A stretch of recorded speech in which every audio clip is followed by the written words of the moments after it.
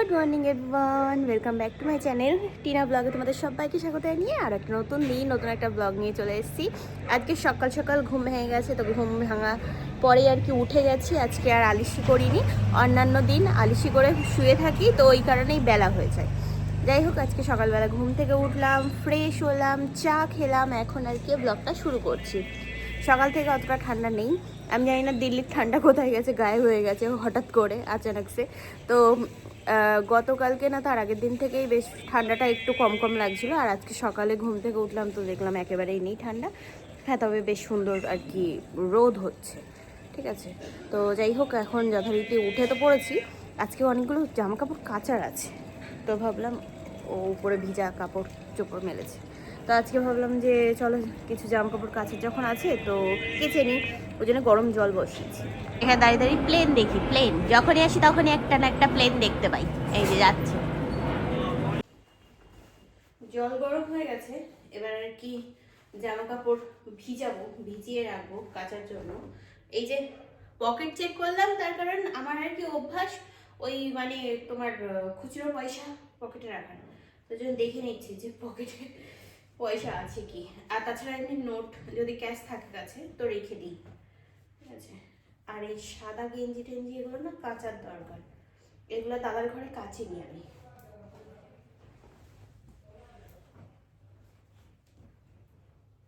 এগুলো তো আর বেশি গরম জল লাগবে না, উষ্ণ গরম জলে দেবো। আমি নিয়ে গেছিলাম কাচার জন্য, কিন্তু কাচিনি, শুধু ভালোটা গেছেছি। এই যে একে এসে পড়ছি তখন থেকে।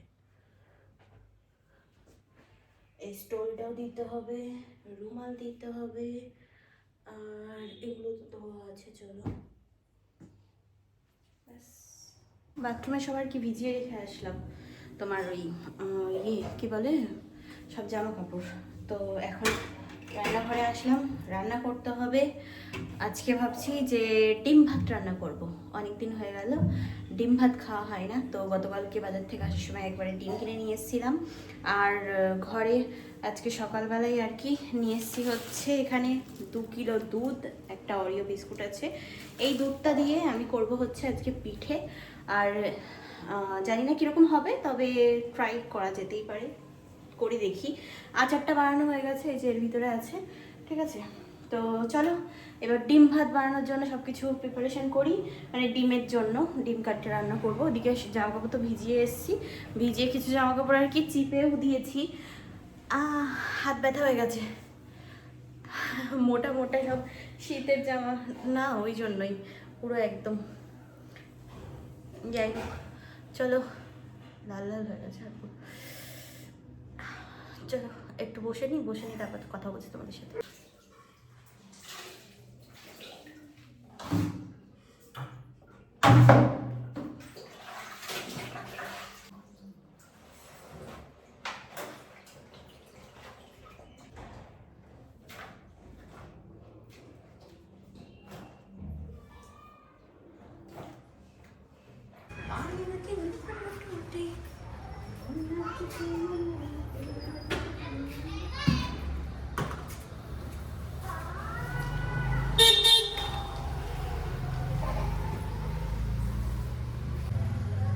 মোটা নাইট স্যুটটা কেটেছি, ওটা আর কি এখানে তোমার দিতে হবে, দড়িতে দিলে দড়ি ছিঁড়ে পড়ে যাবে।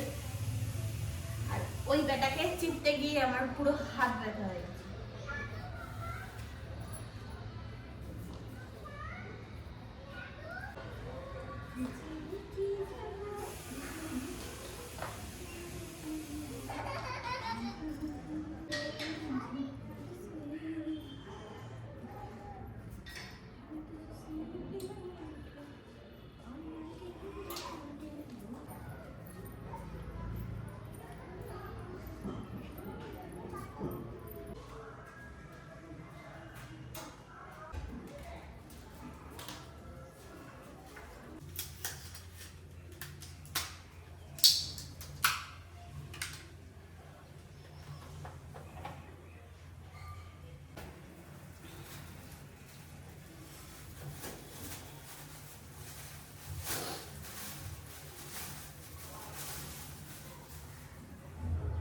আজকে করবো হচ্ছে ডিম কষা। ডিম কষাটা ইয়ে দিয়ে করবো, তোমার আলু দেবো এর মধ্যে, ঠিক আছে? কারণ যেহেতু ভাত রান্না করবো, আলু তো লাগবেই দিতে। 4টে ডিম, দুবেলার জন্য দুটো দুটো করে।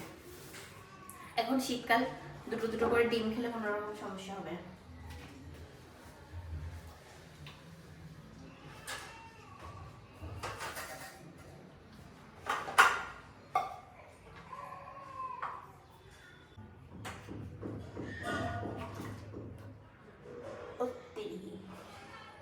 আদা রসুনটা ছাড়িয়ে রেখেছিলাম, কিরকম হয়ে গেছে দেখো। এগুলো নেওয়া যাবে না, পুরো ইয়ে হয়ে গেছে।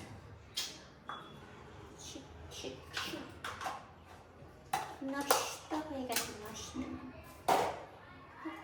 আমি ভাবছিলাম যে ইয়ে আছে তো হয়ে যাবে সঙ্গে সঙ্গে।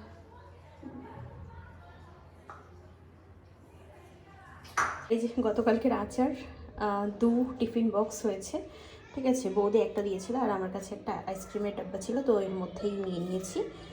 তো এটা এখন ঢেকে রাখবো, হয়ে তো গেছে বানানো।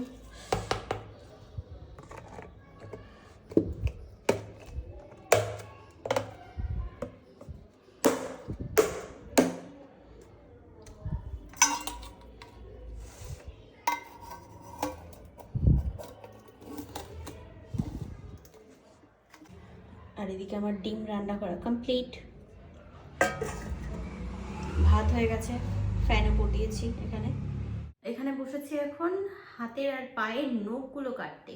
নেল এক্সটেনশন করার যখন আর কি রিমুভ হয়ে যায়, তারপরে আমি নিজেই আর কি 1.5 থেকে 2 মাস অন্তত আমার হাতে কোনো রকম নেল পেন্ট ইউজ করি না। আর নিজের যে অরিজিনাল নেল সেটা আর কি বড় করি না, এদেরকে একটু মানে ফাঁকা ফাঁকা থাকতে দিই, রিলিফ দিই এদেরকে, বুঝেছো? হ্যাঁ, এবার মাঝে মধ্যে যদি কোনো অকেশন পড়ে যায় যে হ্যাঁ আমার নেলসগুলো বাড়ছে না, আমার এখন নেল এক্সটেনশন করতেই হবে, সেটা আলাদা ব্যাপার।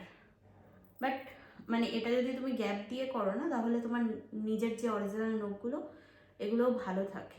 এটা আমার নিজের পার্সোনাল আর কি, তোমার কি বলে এটাকে, মতামত, ভুলে যাচ্ছি, ঠিক আছে? কারণ আমি এই ধরে 3 বার না 4 বার নেল এক্সটেনশন করিয়েছি, তো ওটাই আর কি আমার অভিজ্ঞতা দিয়ে আমি যেটুকু বুঝেছি সেটুকুই আমি শেয়ার করলাম।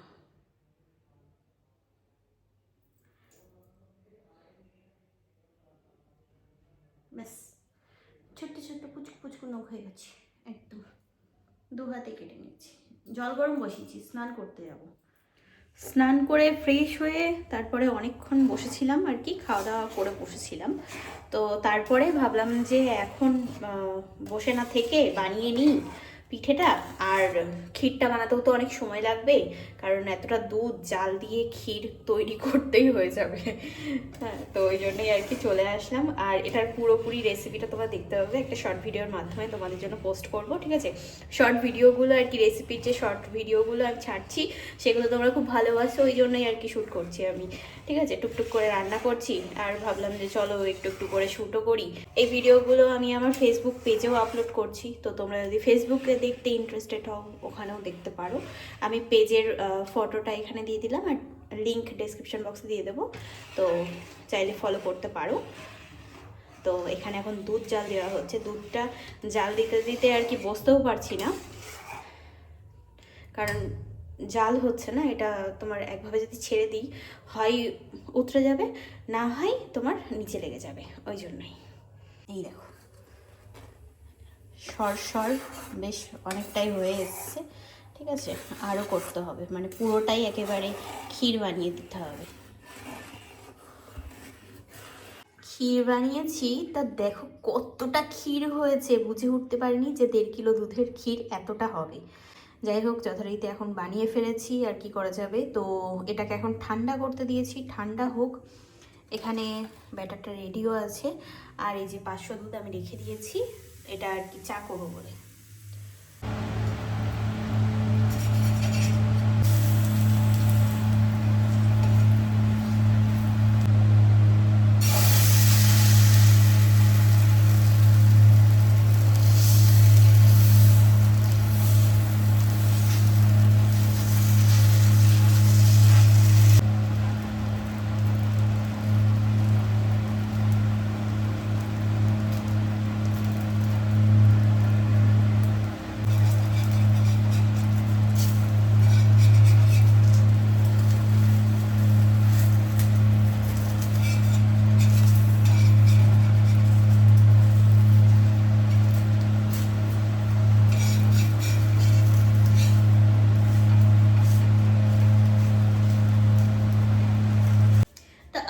পিঠে বানানো কিন্তু কমপ্লিট। এই যে, ঠিক আছে, আমি পিঠে বানিয়েও নিয়েছি। আর না, এখনো পর্যন্ত টেস্ট করে দেখিনি কীরকম কী হয়েছে, তবে হ্যাঁ ব্যাটারটা আমি দেখেছিলাম যখন টেস্ট করছিলাম, তো বেশি মিষ্টি ভাল লাগে না, একটু হালকা মিষ্টি ভাল লাগে, তো হালকা মিষ্টি রেখেছি। আর এখানে আমার একার জন্য এতগুলো পিঠে বেনে গেছে, 6টা, দেখো। তো যাই হোক, এটাই আমার জন্য অনেক। আর হ্যাঁ, পাটিসাপটা পিঠের রেসিপিটা আমি আলাদাভাবে আমার শর্টসের মাধ্যমে আপলোড করব আমার ফেসবুক পেজে আর তোমার ইউটিউব শর্টসে, তো ওখান থেকে তোমরা দেখে নিতে পারবে। আর খুব সহজে এটা বানিয়েছি, তো আশা করছি তোমাদের ভালো লাগবে। চলো এখন একটু চা বানাই, চা বানিয়ে নিয়ে তারপরে তাই চা খেয়ে নিয়ে পরে পিঠে খাবো, কারণ পিঠে পায়েস এগুলো একটু ঠান্ডা হলেই ভালো লাগে। চা খেয়ে এখানে শুয়ে শুয়ে আর কি ভিডিও এডিট করছিলাম, তারপরে মনে পড়লো আরে আমি তো পিঠে বানিয়েছি, একটু টেস্ট করে দেখি কেমন হয়েছে। টেস্টি হয়েছে ব্যাপারটা, বেশ ভালো হয়েছে। যারা পছন্দ করো পাটিসাপটা এরকম ক্ষীর দিয়ে, অনেকে আবার নারকেল দিয়েও খায়, আবার অনেকে সন্দেশ মাখা সন্দেশ দিয়েও করে, তো আমার তো ক্ষীর দিয়ে বেশ ভালো লাগছে। এটা নারকেল আমি আর কি পাইনি, সেদিনকে বাজারে গেছিলাম আমরা কিনতে, তো পাইনি, ওই জন্য ভাবলাম যে ক্ষীর দিয়ে বানিয়ে দেখি, হিব্বি হয়েছে খেতে। এবার দিন দাদার ঘরে গেলে বানিয়ে খাওয়াবো ওদেরকে। আজকে আর মনে হচ্ছে না যে আমাকে আর কিছু খেতে হবে, কারণ আমার পেট পুরো ফুল হয়ে গেছে পিঠে খেয়ে, ঠিক আছে। তো যাই হোক, চলো আজকে ভিডিওটা এই পর্যন্তই রাখবো। কেমন লাগলো ব্লগটা জানিও। আর হ্যাঁ, আমি কিন্তু পাটিসাপটা পিঠে এই ফার্স্ট টাইম বানালাম, তো অনেকটা ভয়তেও বানিয়েছি, কি হবে না হবে সেরকম আর কি ইয়ে করে। যাই হোক, যথারীতি আর কি ভালো হয়ে গেছে। হ্যাঁ ঠিক আছে, তো মা যেভাবে বলেছিল সেভাবে করেছি। আর রেসিপিটাও তো তোমাদের সাথে শেয়ার করলাম।